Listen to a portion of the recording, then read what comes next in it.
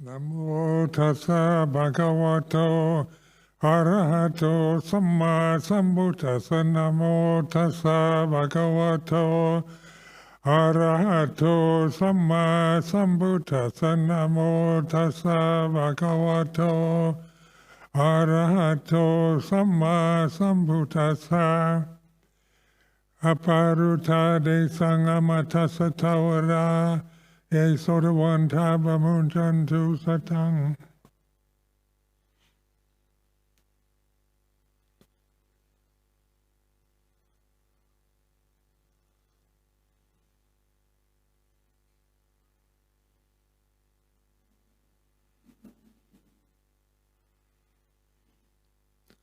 So this afternoon, the opportunity to reflect on the way things are. We call it Dhamma, the absolute, ultimate reality. And it's an interesting time on YouTube, just on how available these kind of teachings are now, kind of on the internet. So it's not just kind of religious, trying to convert people to different religions or belief systems, or to convince there's no God or make a stand for atheism. But it's so many of these teachers now, Advaita teachers, Buddhist teachers, come out and give very useful reflections on what we call in this tradition Dhamma.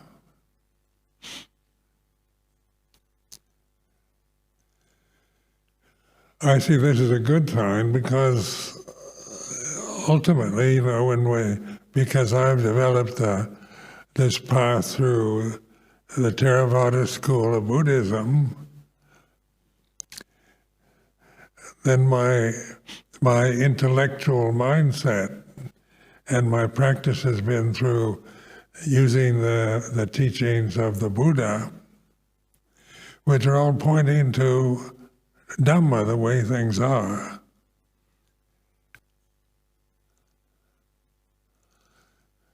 So suffering is the first noble truth. It's not Dhamma, it's not the Dhamma. It's a truth that will be investigated. And so it's a kind of very skillful, wise teaching of the Buddha, of ancient India, to kind of point to this very common human experience. Because we all, human beings, we experience a lot of suffering. So suffering is a noble truth to be understood, rather than to just believe everything is suffering.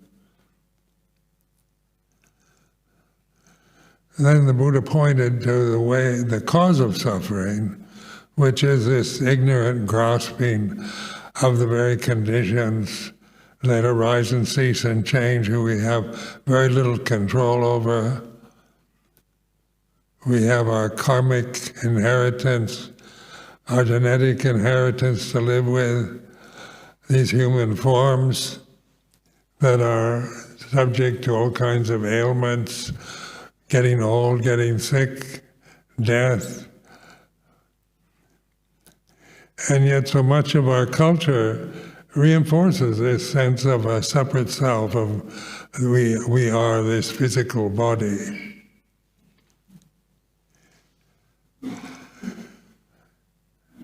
So most of us who were brought up in non-Buddhist or non-Asian cultures in the West, in Europe or America, brought up to believe that we are, the physical body is what we actually are. And this is being challenged, not through saying you're not the physical body, but but to investigate, are you really this physical form? Is this your true identity? So it's like a self-inquiry, investigating, through questioning. Western society tends to take for granted that we have birth certificates and passports, proof that we are, the worldly conditions that we experience are all reinforcing this sense of separateness. As I'm separate from you because my physical body is different than yours. Men are separate from women because of the gender. Races are different because of the color, and on like that. So we create these illusions about ourselves that we can't. It's our karma being brought up in a Western culture that actually believes and imposes those beliefs on us from our early innocent years of childhood, teenage, and so forth. But are we a physical form? And then the Buddha, encourages us to investigate, like the 3 kinds of desire. So the second noble truth is reflecting on the causes. It's an investigation of the causes. It's not just grasping the words that are, in Pali or translations of them, but actually applying them. What is desire? We all know desire. The body is a desire form. These human bodies are forms about surviving, about eating food, about sensory impressions of pleasant, unpleasant, beautiful, ugly, that we experience through the senses. So we develop certain preferences, certain concepts, certain biases, prejudices, positions we take on righteous views, and by doing this, by clinging to these concepts, these perceptions that we've created in our conscious minds, we tend to operate from all kinds of biases and opinions, and that's why the world is the way it is.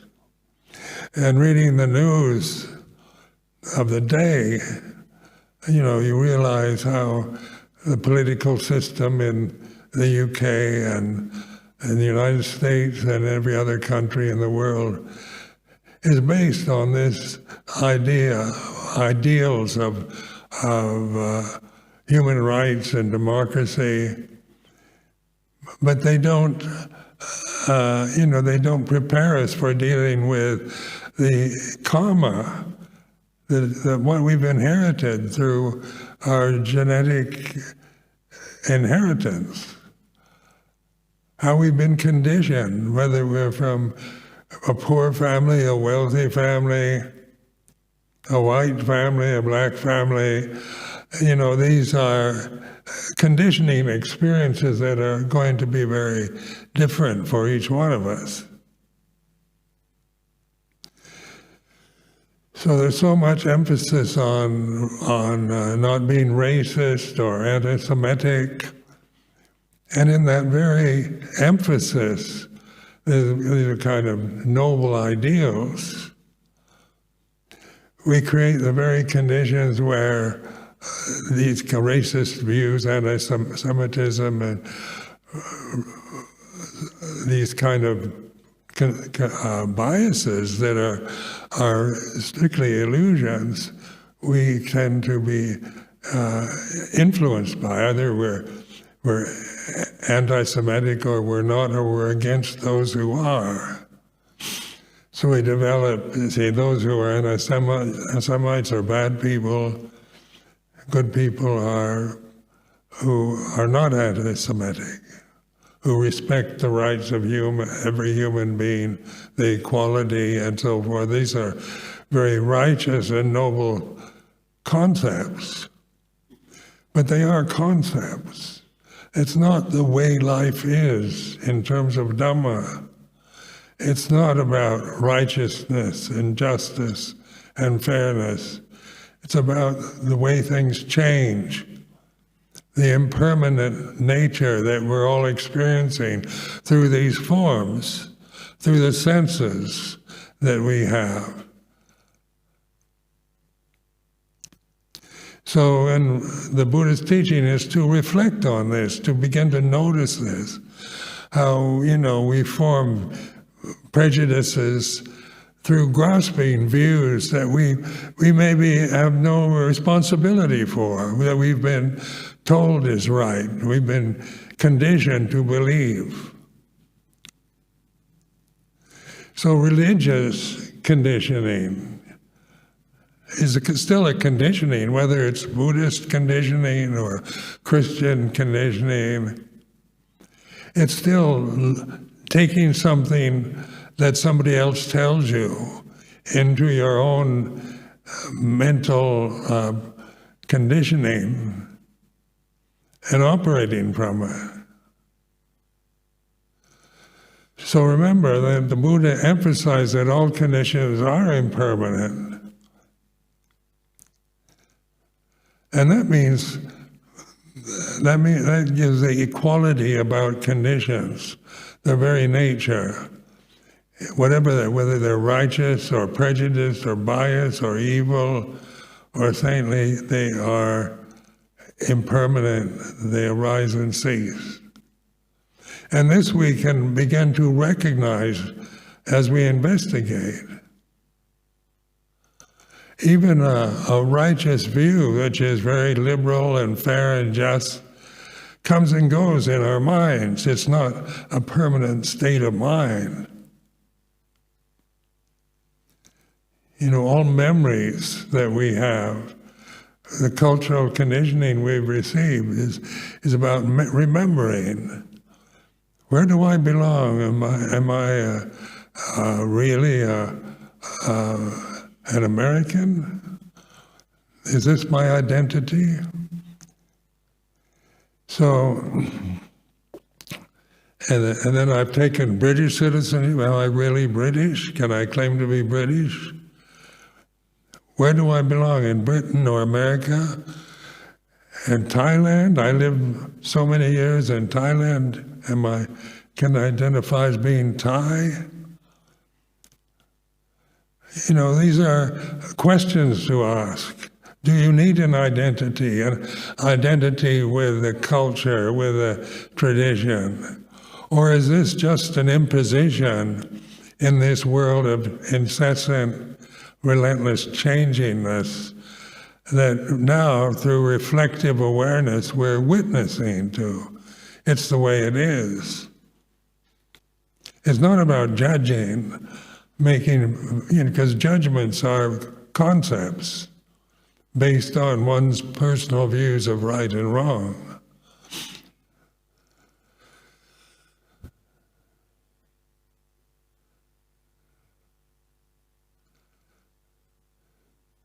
So the three kinds of desire, Kamadana, is this is a sensory body.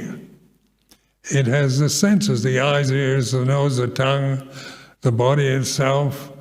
We have a brain. We can acquire language skills.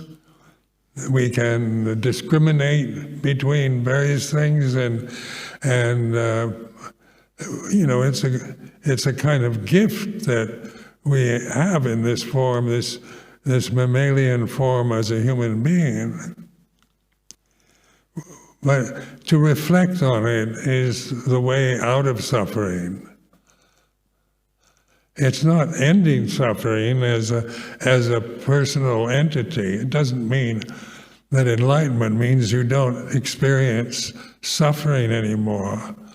But an enlightened individual is one who knows suffering is a noble truth, And this realm that we see, hear, smell, taste, touch, think, and believe in is forever changing. It's not going to progress into a utopian ideal society where everything's fair and just and there's no biases or prejudices. Because that's not the way things actually are.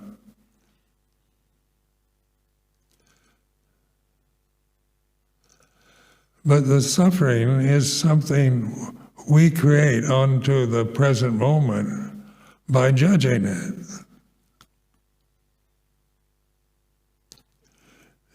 So in terms of investigation, all conditions are impermanent. Is there any condition that is not permanent? So if we take the Buddha's word for it in the Theravada scriptures, all conditions are impermanent. So conditions, the English word conditions, includes everything that has a separate form or that arises and ceases, is born or dies, it has a beginning and ending. So that includes the whole sensual realm that we experience through this form. The bodies we have, or the eyes, ears, nose, tongue, what we see, hear, smell, taste, touch, the objects of senses. You know, here at Amaravati, just going for a walk this morning, noticing the mist in the field and the barrenness of the trees and on like that is. We can take that for granted, but reflecting on it, it's the way it is. We call this the autumn or the winter. We give it a title. We have preferences, like people, I'm going to Thailand next week, and people say, oh, you're going to escape the English winter. Because Thailand in December, January is a very nice climate. So one can think of it as an escape from the English winter. But that's not why I'm going. Because I like the English winter equally with the other seasons. It's not something I create aversion to or long for something warmer or better that I imagine. The English winter is like this. And it doesn't mean I like everything about it, but it's the way it is.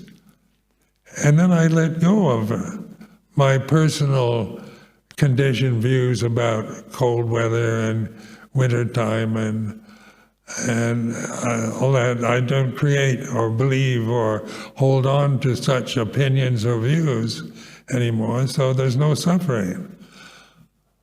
One just adjusts to the changing climate, the climatic conditions.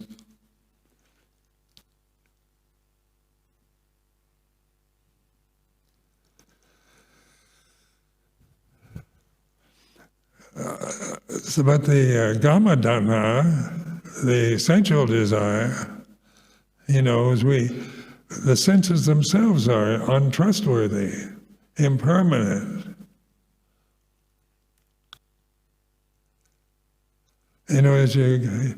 Even when you're young, you can have all kind of difficult problems with vision or hearing. But in my old age, my vision is not very good, my hearing's not very good, and it's like this. Because that's what old bodies of old men are like. They're packing up. They're not as good as they were when I was young. But the body is not a personal identity. It's not what I regard as my real self. It's just like the English seasonal changes. It's time now, it's winter time. things are falling off the trees, visions going, I find it difficult to walk, it's like this. Is that suffering, or is it just the way it is for an old human body is like this? It's not personal. So there's no suffering. It ends in just pure awareness. So Govardhana is very interesting to reflect upon how the objects that we see change, and the organ of the eye that sees the objects changes. And the eyes depend on light, don't they? You have to see, you can't see at nighttime.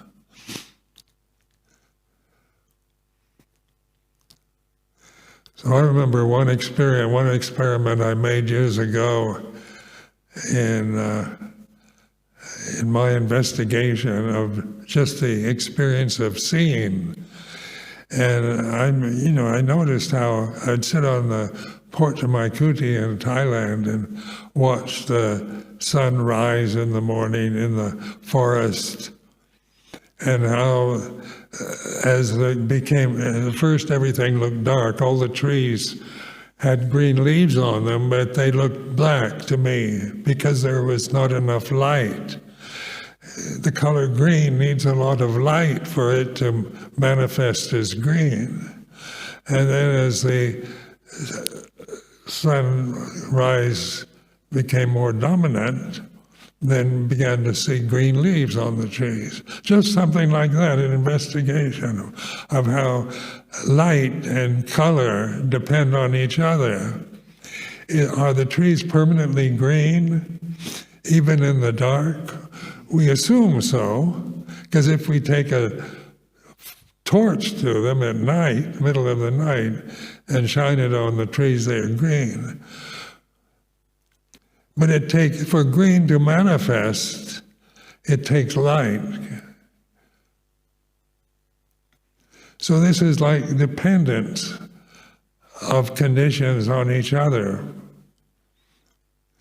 And that which is aware of light and dark. And I remember going into a cupboard which was totally black, totally dark, closing the door, and then I couldn't see anything. There was no light in this cupboard, and everything I looked at was black.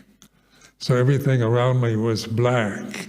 I couldn't distinguish any separate forms. But then I had this insight in this dark room that consciousness is luminous, even in a dark room. It's consciousness that is light, brings awareness to the way it is. Even when your senses, even when there's no light to see by, there's still conscious awareness. It doesn't depend on the sun rising or electricity or anything like that. So that's an experiment just that I made years ago, just to enjoy this investigation that we're invited to participate in, to investigate our life, our experience of the forms that we have, the way we are.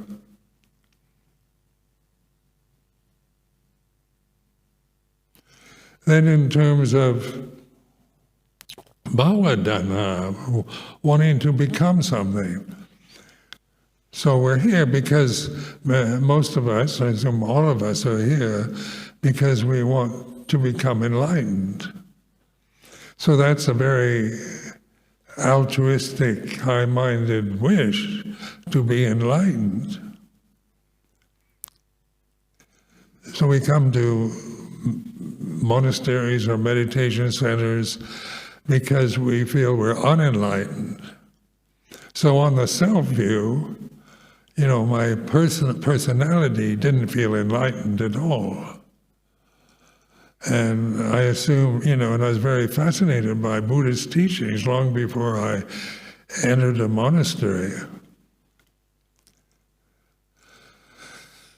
But I read all kinds of books on Buddhism, which I found inspiring. The teachings of the Buddha inspired me. But after a while, you can't depend on inspiration. Like anything else, it's impermanent. Just to be inspired by reading Buddhist texts and commentaries and so forth is good karmic conditioning.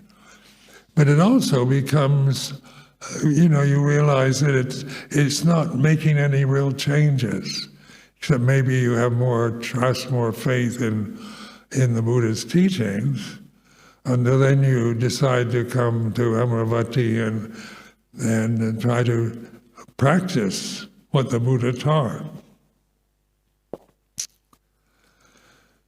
So like Amaravati is a place to investigate. Who are you anyway? What is it that is aware in a dark room? Conscious awareness doesn't cease because there's no light to see anything. Consciousness you can't see, you can't find. It's not an object that you can taste or smell or hear. It has no form. Dhamma is formless. It's unmanifested, but it's here and now. So what is it that's always with us, no matter if we're sick or healthy or in a dark room or in noontime on a spring day in England? What is that never depends on anything else for its presence? And that's conscious awareness. It's not dependent upon other conditions to manifest.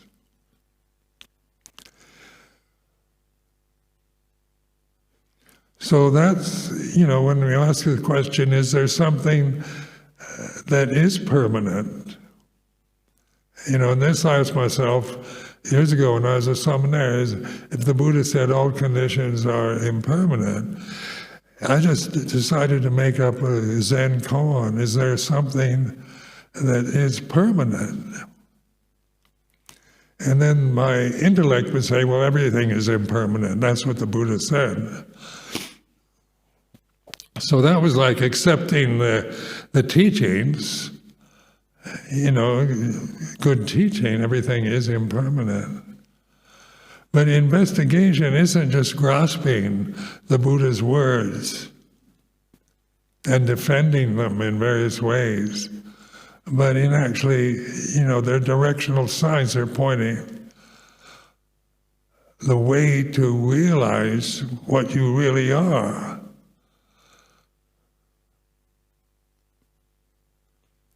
So you start questioning what you think you are, believe you are, is very impermanent. According to whether you're healthy, young or old, male or female, the state of mind, the season of the year, the personality, the emotions change according to other conditions.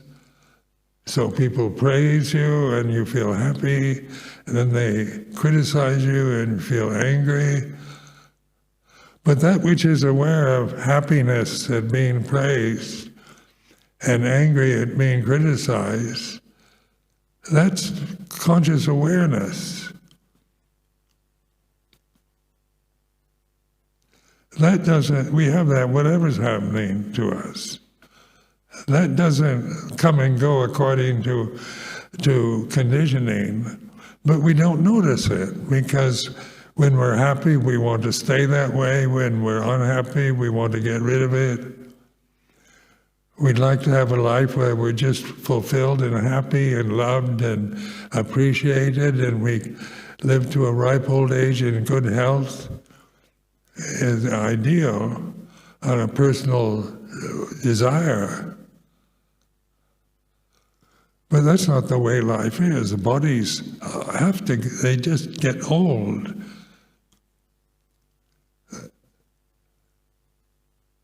Senses fade. The organs of the body don't work so well. You get kinds of diseases. People get cancer or COVID or other kinds of unpleasant diseases that we don't want. We want to cure all these diseases. But this realm is a realm of birth and death. Planet Earth is a realm of birth and death. It's a death realm. Everything's going to die. And then be born again in another form. But it's all in this incessant changiness of conditioned phenomena that we suffer from, because we actually believe in it.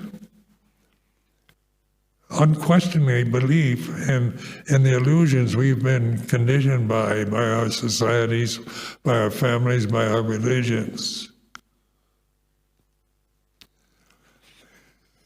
So it's important in this tradition to examine belief.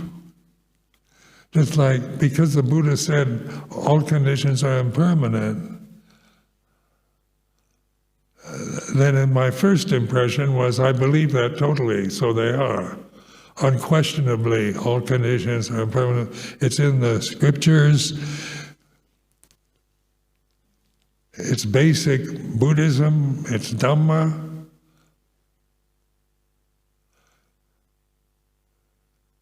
So that means that I have I'm grasping the teaching, which is the beginning stage.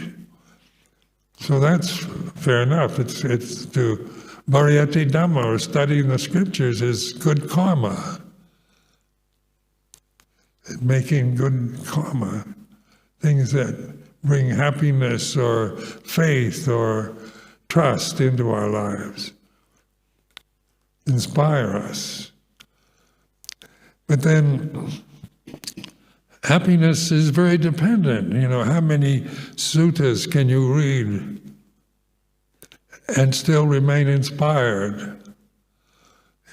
Even the most inspiring desanas can become boring or just mechanical. We chant scripture, we chant suttas and things like that, and we don't even know, many of you don't even know what they mean. Chanting in Pali language, and language that we don't know. But investigating, is there something that is permanent? And so this is where self-inquiry begins to operate. What is it that's aware of impermanence? Can an impermanent condition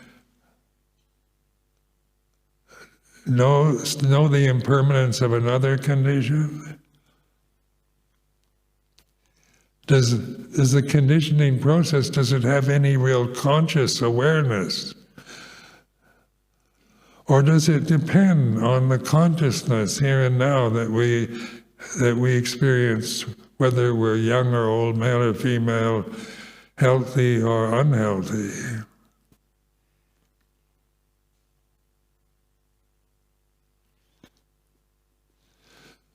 So there's, they talk about self-inquiry, and that's what the Four Noble Truths is really a self-inquiry. It's not about grasping the teachings, memorizing the Dhammacakkappavattana Sutta, even though that's good karma. It won't be liberating until you actually investigate And that we're encouraged to do here at Amaravati. The whole point of being here is to take this occasion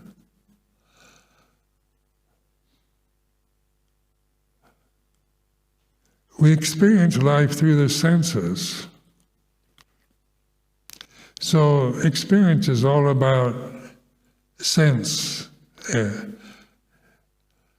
We experience through seeing, hearing, smelling, tasting, touching. We experience thinking. We experience emotional habits that we have developed in our lifetime. We experience the seasonal changes. We experience growing old of our bodies. We experience success and failure, praise and blame. But we don't experience consciousness, because that's what we are. This pure conscious awareness is not personal, is not separative, it's not Buddhist.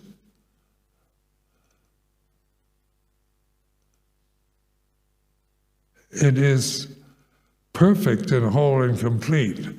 And that's what we begin to realize as we investigate the experiences that we have through the body and the senses. Not taking them personally anymore, seeing it in very personal terms, being rewarded for being good and being punished for being bad, but we begin to just be the witness, the silent witness to the changing phenomena that we experience. And that witness is permanent.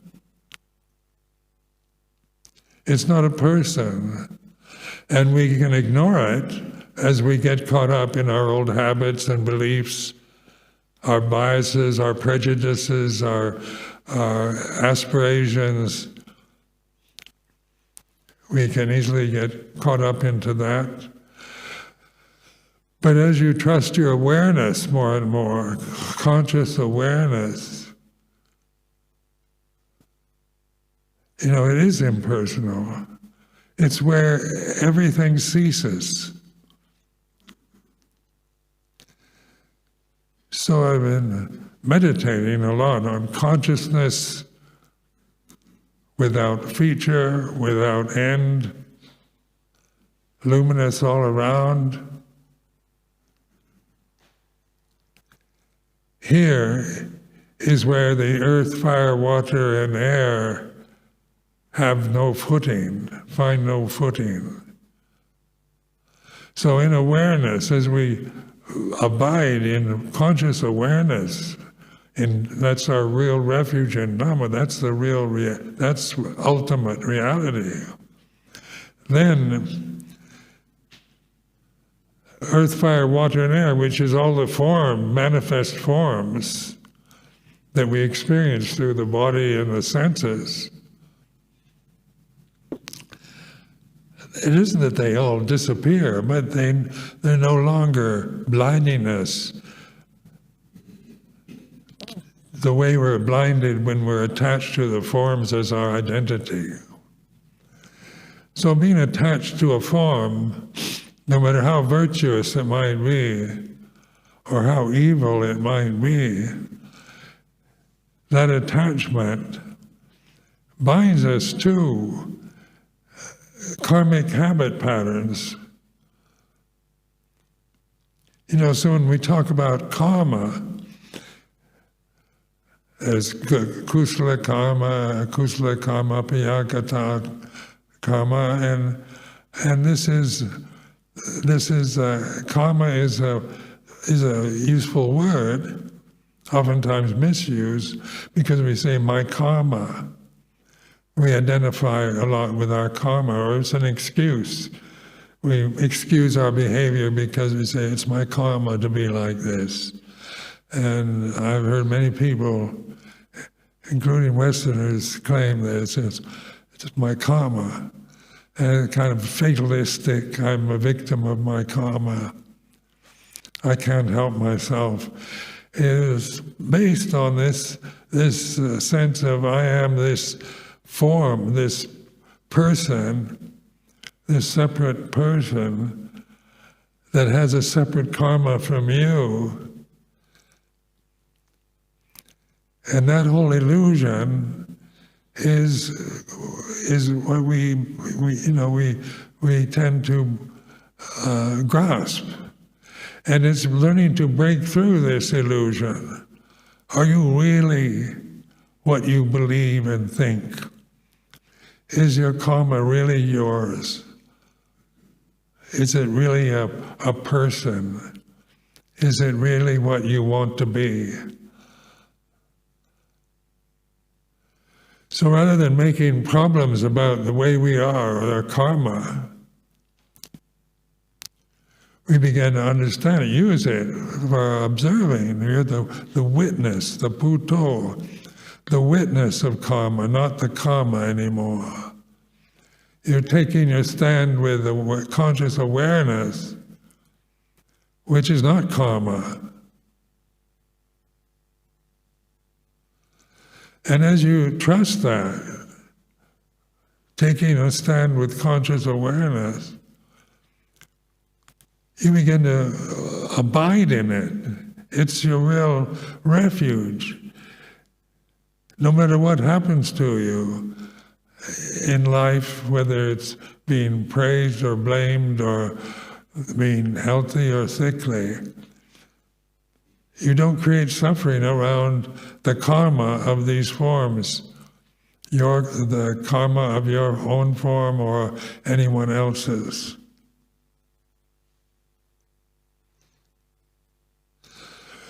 So the third noble truth is Nirodha, or the end of suffering. So one assumes that once you have that enlightened insight, that you don't suffer anymore, that it ends forever. But that's another belief. The end of suffering is always here and now. It's not about practicing now to end suffering in the future. The end of suffering, Nirodha, is here and now. Conscious awareness is here and now. So no matter what your karmic past might be, or all your good intentions to change it in the future, that liberation is always available this very moment. And learning to trust that liberation is, you realize that your true nature is Dhamma, universal conscious awareness, apparent here and now and timeless.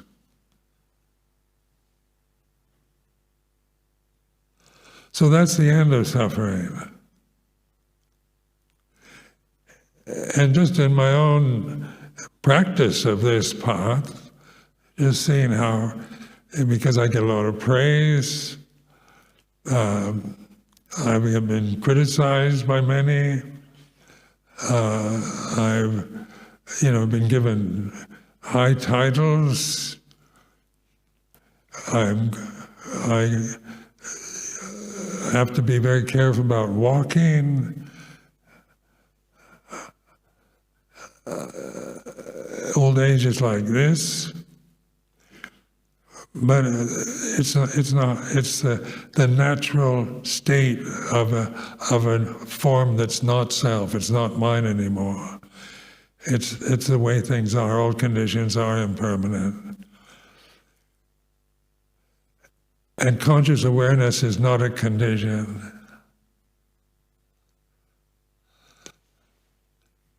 It's not about something that drops. And so when I haven't died yet, but what is death when there's no more, when the body no longer, the senses no longer operate? The brain doesn't work, the heart stops, the breathing stops. Does consciousness really stop? Or does the body just, it's time for it to die?